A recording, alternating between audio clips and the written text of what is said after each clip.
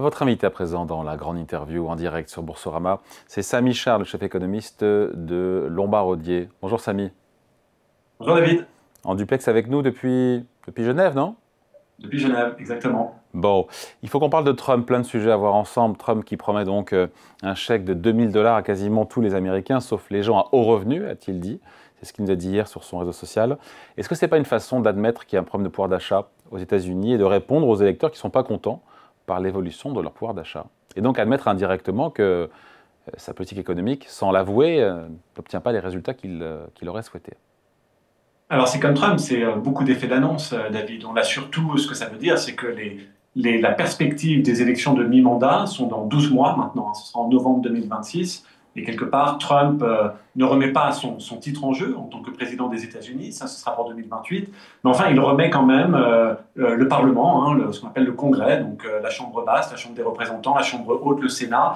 Il va y avoir un rééquilibrage dans 12 mois, et donc ça y est, la bataille quelque part pour cette élection de mi-mandat parlementaire a commencé avec ce genre d'effet d'annonce pour plaire à sa base et montrer qu'il est réactif, mais enfin il se heurte quand même à une problématique technique, c'est que pour donner ses chèques, hein, pour dépenser 1 $, il va avoir besoin du Congrès. On sort d'un shutdown, on va sortir d'un shutdown, donc on sent bien que ce sera quand même très très difficile pour lui de venir avec des nouveaux plans fiscaux. Hmm. En tout cas, ce geste de Trump, en tout cas annoncé, on ne sait pas d'ailleurs si ces chèques seront réellement versés, mais ça met aussi la pression indirectement sur la Cour suprême américaine, qui, on le sait, pourrait censurer les tarifs douaniers de Trump, parce que ces chèques, nous a-t-il dit, Donald Trump, seraient financés par les recettes liées aux droits de douane, qui rapportent des sous, on rappelle le chiffre, hein, 30 milliards de dollars chaque mois. Il a d'ailleurs parlé, et ce n'est pas innocent, de dividendes tarifaires. Oui, surtout ces chèques, ils ne sont pas votés. C'est ce qui est très important à comprendre, c'est qu'aujourd'hui, même si le Parti républicain a la majorité dans les deux chambres, on sent bien quand même qu'il y a une fragmentation, que c'est difficile, alors pas autant qu'en France, mais que c'est quand même difficile de faire passer des lois. Je vous rappelle qu'ils ont voté pour un budget qui est l'OBBBA, donc leur One Big Beautiful Bill, mais qu'ils ont eu du mal à voter sur la répartition de ce budget. Et ces 2 000 $ par ménage, il faudrait bien le prendre quelque part. C'est donc une question de répartition. Il faudrait le Congrès. On est en plein shutdown aux États-Unis. Ces chèques, ils vont jamais avoir lieu. Ce sera très, très difficile de les passer. En revanche, en ce qui concerne la Cour suprême, elle ne statue pas vraiment sur les tarifs. Elle statue sur les moyens que Trump a utilisés pour mettre en place des tarifs. Il a utilisé ce qu'on appelle la procédure d'urgence, la procédure YIPA, mais il aurait d'autres moyens pour instaurer ces tarifs si la Cour suprême lui donnait tort. Il pourrait passer par la section 122, la section 301, la section 232. Donc voilà, les jeux ne sont pas faits à ce niveau-là, mais c'est vraiment plus une question de moyens que de tarifs eux-mêmes. Ça veut dire que même si la Cour suprême américaine jugeait ces droits de douane illégaux, on sait que là, la semaine dernière, on a vu les juges lors une audience publique qui portait sur la légalité des droits de douane, certains juges qui avaient l'air assez sceptiques, mais à supposer qu'ils soient jugés dans quelques semaines comme illégaux, c'est pas la fin de la guerre commerciale, d'autres moyens, d'autres véhicules législatifs pourraient être trouvés pour mettre en Oui, place des droits de douane. je pourrais pas le dire mieux, David. En gros, si on lui ferme la porte, il passera par la fenêtre. D'accord, donc c'est pas la fin de la guerre commerciale et ce serait pas, comment dire, un désaveu pour Trump, parce que Je dirais que ce serait un désaveu dans le sens où la Cour suprême, qui normalement lui est fidèle, c'est lui qui a nommé lors de son premier mandat la majorité républicaine à cette Cour suprême. Donc elle le contraigne dans la mise en place de ces tarifs, ce serait quand même une forme de désaveu, et ça voudrait dire qu'il existe encore un résidu de contre-pouvoir aux États-Unis, ce qui serait quand même assez surprenant finalement. Mais en revanche, David, vous avez raison, ce n'est pas la fin de la guerre commerciale, parce qu'il aurait d'autres moyens d'instaurer ces tarifs, des moyens plus ardus, c'est plus difficile. Il devrait passer par le Congrès, il devrait être moins capable de différencier les pays entre eux s'il utilise la section 122 par exemple. Mais enfin, globalement, il en a besoin de ces tarifs aujourd'hui pour financer son budget. Donc c'est tout à fait improbable que si la Cour suprême vote contre lui, il s'arrête là. Bien au contraire, il choisira d'autres chemins. d'autant que l'argent rentre dans les caisses de l'État, hein, 30 milliards de dollars par mois, c'est pas anodin, hein. Alors, c'est pas anodin pour un déficit budgétaire qui est quand même de 3 000. Donc, si vous arrivez à accumuler 300, 350 sur l'année, c'est bien. Mais enfin, vous avez quand même 2 700 milliards de dépenses qui ne sont pas couvertes. Ça fait quand même un déficit au niveau du PIB qui avoisine les 6-7%, vous voyez que ça fait même passer le déficit français pour quelque chose de sain. Donc ça reste quand même un gros déficit, hein, le déficit public américain. Et pourquoi personne ne s'en émeut plus que ça? En tout cas, pourquoi les marchés, on a vu les taux longs américains qui ont continué à baisser, je sais pas, on est autour de 4 ou 4,10% sur le 10 ans américain. Pourquoi c'est moins un sujet pour eux alors que ça l'est pour nous? Alors, bon, c'est pas forcément un très gros sujet pour nous non plus, hein. Le coût de financement français, le spread n'est pas non plus en train de perdre tout contrôle. Mais pour le cas américain, en tout cas, c'est clair que le reste du monde est tout à fait prêt à financer le fonctionnement et l'économie américaine parce que ça reste l'économie la plus attirante, en quelque sorte. C'est l'économie qui a les meilleurs consommateurs, donc c'est la plus grande source de demande mondiale, ça attire, hein, tout le monde veut une petite part de cette demande mondiale, et c'est aussi l'économie qui a les meilleures entreprises, celles qui sont les plus profitables, donc les flux de capitaux mondiaux continuent d'aller du reste du monde vers les États-Unis, parce que même s'il y a un déficit à financer, même si Trump parfois casse un petit peu la crédibilité institutionnelle, la réalité c'est que ça reste la plus grosse économie, la plus désirable, la plus profitable, et donc elle continue d'être financée. Pourquoi on ne voit pas les effets négatifs de cette guerre commerciale sur l'économie américaine? Beaucoup d'économistes ont mis en garde contre toutes les conséquences négatives, l'impact négatif qu'auraient ces tarifs douaniers. Et pourtant, l'Amérique, aujourd'hui, au moment où on se parle, se porte toujours bien globalement, même si on a un freinage du marché de l'emploi. Comment on peut l'expliquer? Ou est-ce que c'est on n'a encore rien vu? Ou est-ce que c'est parce que Oui, je suis un peu dans ce point-là. C'est-à-dire que on s'attendait tous à un gros choc, un petit peu comme pour Brexit d'ailleurs, David, si vous vous souvenez, on en avait le sentiment qu'un énorme choc allait arriver sur l'économie britannique, et finalement, elle s'en est sortie. Mais enfin, 10 ans plus tard, on se rend compte que c'est 10 ans de croissance très laborieuse pour les Britanniques. Ça a été un petit peu comme une mort lente. Et il y a peut-être ce sentiment, hein, comme un poison lent, et il y a un peu ce sentiment aussi pour cette guerre commerciale américaine, c'est-à-dire c'est pas l'énorme choc d'un coup qu'on pensait être, mais enfin, mois après mois, trimestre après trimestre, année après année, on voit quand même les effets négatifs sur l'inflation. Il y en a un peu plus au niveau de l'inflation importée. Il y a quand même les petites et moyennes entreprises non cotées aux États-Unis qui font pas très très bien. Et donc on a cette économie bifurquée comme ça qui est en train de se mettre en place. Les gagnants remportent la mise, mais pour tout le reste, la vie est quand même un tout petit peu plus dure. Et donc de dire que cette guerre commerciale n'a pas d'impact, c'est pas tellement le cas. Elle a un impact, mais un petit peu comme un poison lent. Et surtout, elle a un impact de différenciation. Les gagnants gagnent tout, et puis les perdants, finalement, ont la vie encore plus difficile qu'avant. Sans compter que, encore une fois, ça ne fait pas si longtemps que ça, hein. Les tarifs ont été implémentés en avril, enfin annoncés en avril, implémentés dans les mois. C'est vraiment maintenant que c'est en train de commencer, et je pense que c'est un poison lent dans le système qui va quand même être une contrainte fondamentale à la croissance dans les années à venir. Dans ce contexte, Samy, la Banque centrale américaine, la Fed, a baissé ses taux il y a quelques jours. Pour décembre, Jérôme Powell, le patron de la Fed, ne s'engage sur rien. Mais on se dit que la Fed devrait a priori quand même poursuivre son desserrement monétaire, même si le chemin est escarpé.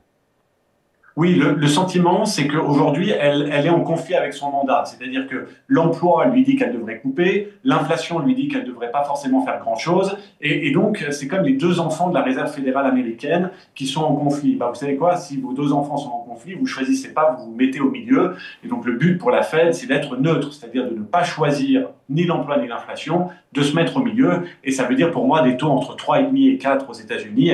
Elle a donc encore une baisse de taux, en tout cas, à faire. Ah, mais la grande question, ouais. David, je vous en prie. Non, parce que sur 2026, beaucoup d'experts voient à peu près des taux Fed Fund autour de 3% l'année prochaine. Oui, notre sentiment, c'est qu'il baisse en décembre, il fait rien la Fed ensuite va faire une pause jusqu'en juin, mais en juin, quelque part, le jeu change parce que vous aurez un nouveau gouverneur, un nouveau président de la Réserve fédérale américaine qui sera nommé en mai, et il sera certainement nommé avec le mandat de quand même baisser un petit peu les taux. Donc le sentiment, c'est qu'à partir de juin, les baisses de taux reprendront et on s'ancre autour certainement des 3% vers la fin de l'année 2026.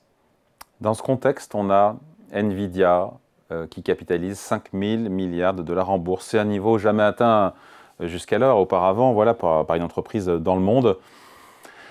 On se dit quoi? On se dit que c'est déraisonnable? On se dit quoi? On se dit que c'est très exigeant. C'est pas forcément la bulle dont on parle tout le temps. Si vous voulez, à la fin des années 90, les prix étaient comme ça, hein. Les prix étaient vraiment au plus haut, mais quelque part, les profits de ces entreprises ne bougeaient pas. Donc, on avait vraiment une bulle de prix. Aujourd'hui, on a des prix qui sont tout aussi hauts, mais par contre, on a des profits qui ont suivi. Donc, une autre manière de le dire, c'est que plutôt, il n'y a pas de bulle de prix. les prix ont suivi les profits, mais la grande question, c'est est-ce qu'il y a une bulle de profit? Est-ce que Nvidia va être capable de continuer à générer cette profitabilité année après année? C'est comme si vous avez un footballeur qui est très très bien coté, mais il est très bien coté parce qu'il marque 3 buts par match. Hein, c'est pas qu'il est très bien coté alors qu'il marque pas. Et il marque quand même.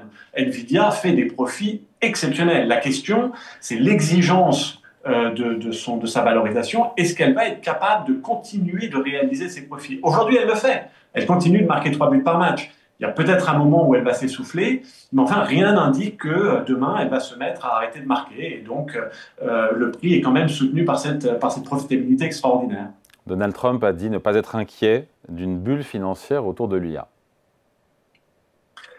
Oui, encore une fois, il y a une grande exigence, mais l'IA, c'est le champ de bataille entre, d'un côté, le bloc chinois et le bloc américain. Hein, un petit peu comme l'aérospatiale était le terrain de combat entre l'Union soviétique et les États-Unis. Donc c'est vrai que c'est un terrain où il va y avoir encore une grande bataille, beaucoup d'argent. Tout le monde va essayer de renforcer sa compétence et son industrie autour de ça. Il va y avoir beaucoup, beaucoup d'argent dans ce secteur, beaucoup de profits. Et c'est vrai que tant que la Chine et les Américains se tirent la compétition sur ce terrain-là, c'est tout à fait possible que la profitabilité dans ce secteur continue encore pendant des trimestres, voire des années. Le patron d'NVIDIA, qui, je me rappelle, a dit que la Chine était à quelques nanosecondes des Américains sur l'IA. Ah oui, on sent bien que dans cette compétition-là, quelque part, les Américains ont de l'avance et c'est surtout eux qui bougent la frontière de l'innovation. Mais par contre, les Chinois sont juste derrière, hein, les Américains les sentent dans leur dos. La question, c'est est-ce que les Chinois seraient capables, eux également, de bouger cette frontière de l'innovation? Parce que pour l'instant, c'est vrai qu'ils sont derrière, mais ils ont du mal quand même à être ceux qui innovent, surtout sur la partie la plus pointue et la plus précise de l'intelligence artificielle. Ce sont encore les Américains les principaux innovateurs, mais très clairement, les Chinois sont juste derrière. Donc, il y a cette anxiété, hein, cette volonté de continuer d'asserter le leadership sur ce secteur-là. C'est une grande bataille et on n'a pas le sentiment que ça va s'arrêter demain.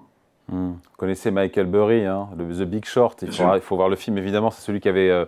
il est connu pour avoir anticipé notamment cette crise des subprimes. Il parie en ce moment sur la chute de l'IA, plus d'1 milliard de dollars sur la baisse d'NVIDIA et de Palantir, qui sont deux spécialistes de l'IA. Il a raison, il a tort, parce qu'il est convaincu que lui, qu'il y a une bulle et qu'elle va éclater. Disons que je comprends dans une gestion de portefeuille de se dire il y a quand même une exigence au niveau de la valorisation où il faut faire d'autres choses dans le marché. Il faut acheter des segments de marché qui sont un peu moins chers. La santé, pourquoi pas les émergents, pourquoi pas des actions suisses. Voilà, il y a des segments de marché qui sont un peu moins chers. Mais shorter, c'est vraiment aller contre la capacité de ces entreprises à générer des profits. Je trouve que c'est vraiment un pari très très courageux que je ne serais pas prêt à faire. Burry a fait des choses extraordinaires dans sa carrière. Il a aussi quelques beaux loupés et surtout, peut-être qu'il aura raison, mais peut-être pas tout de suite. Donc aujourd'hui, quand on regarde la session de résultats au troisième trimestre, ça a encore été des entreprises qui ont surpris par leur capacité à générer ces profits-là. Je trouve très très difficile de shorter ça. Donc plutôt, je veux dire, diversifier, ok, shorter, je trouve que c'est très très compliqué. Bon, avant de se quitter, juste Samy, on a vu Goldman Sachs, la direction de Goldman Sachs ou de Morgan Stanley, parler d'une possible correction à court terme des marchés boursiers. Certains disent qu'elle est souhaitable même, tellement ça a monté one way. Oui, il y a deux raisons pour lesquelles même des agents tels que nous la souhaitent un peu. Un, le fait qu'il y ait un peu plus de volatilité permettrait aussi de restructurer un certain nombre de choses, de tirer parti de cette volatilité avec des instruments de rendement. Et donc, c'est vrai que quand il y a un peu de volatilité, on peut faire aussi un peu plus de choses dans les portefeuilles. La deuxième, c'est qu'il y a quand même de la richesse, il y a quand même des liquidités. Aujourd'hui, c'est très difficile de les investir sur le marché parce que tous les marchés sont au plus haut, même l'or est au plus haut, ou pas très très loin des plus hauts. Et donc, ce souhait de pouvoir re-rentrer ces liquidités à des niveaux de marché un peu plus bas, évidemment que ça serait quelque chose qui serait peut-être sain, hein, d'avoir cette... Donc vous souhaiteriez une correction, mais de quelle ampleur? Alors, comme d'habitude, il faut faire attention à ce qu'on souhaite, mais un peu de volatilité et une correction de 5-10%, c'est évident que c'est quelque chose qui permettra à beaucoup, beaucoup d'agents financiers de re-rentrer. Bon. Et qu'est-ce qui pourrait provoquer? Quel peut être le catalyseur, le détonateur d'une respiration de 5 ou 10%? Pour une correction où c'est uniquement un saut de volatilité qui serait vite acheté, il ne faut pas grand-chose, hein. Le marché, il vit, il a besoin parfois de monter. On sait qu'il y a plusieurs épisodes par an où le marché doit baisser de 5 ou 10%, et ça fait un moment qu'on n'a pas vu un épisode comme ça. Donc pour ça, il ne faudrait pas grand-chose. En revanche, pour qu'il y ait une vraie correction, quelque chose de beaucoup, beaucoup plus conséquent, je pense qu'il faut quand même qu'il y ait des cracks significatifs sur les marchés de l'emploi, notamment aux États-Unis, et il faudrait qu'il y ait un doute sur la Réserve fédérale américaine, soit au niveau de sa crédibilité, parce que Trump nomme des gens peu crédibles en son sein, soit parce qu'elle arrête de monter les taux, par exemple. Mais voilà, c'est un peu le... Elle arrête de baisser les taux. Elle arrête de baisser, vous voulez dire? Oui, si elle reste crédible et qu'elle arrête de baisser les taux, ou si elle ne devient plus crédible et qu'elle baisse trop les taux, ce sont quand même deux éléments qui seraient susceptibles de faire baisser les bourses. Allez, merci beaucoup. Entretien Merci avec David, comme toujours. Samy Char, toujours un plaisir évidemment, chef économiste de Lombard Odier en duplex avec nous depuis Genève. À bientôt Samy. À bientôt, merci encore. Ciao.